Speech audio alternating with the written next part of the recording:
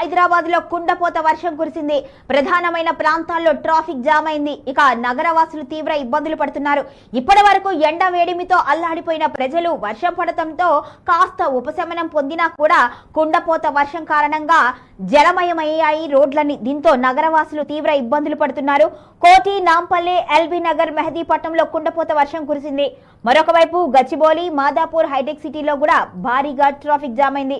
Jubilee Hills, Banjara hills, film Nagar లో కూడా భారీ వర్షం కురవడంతో వాహనాలన్నీ ఎక్కడికక్కడ స్తంభించిపోయాయి. నాలాలు, ఆ తర్వాత మిగిలిన కాలువలు అన్ని కూడా పొంగి పొర్లుతున్నాయి.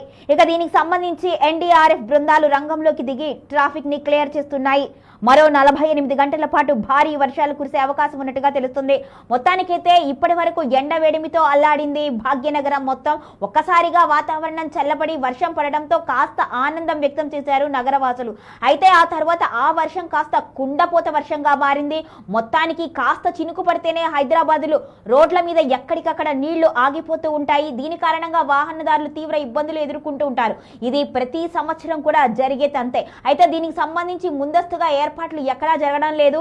దీని మీద కూడా ప్రయాణికులు తీవ్ర ఆగ్రహం వ్యక్తం చేస్తున్నారు. దీంతో ఎన్డీఆర్ఎఫ్ బృందం రంగంలోకి దిగింది. ఇక డ్రైనేజీలు ఓపెన్ లో ఉంటాయి కాబట్టి ఎక్కడికక్కడ భద్రతా ఏర్పాట్లు చేసే విధంగా చర్యలు చేపట్టింది. మొత్తానికి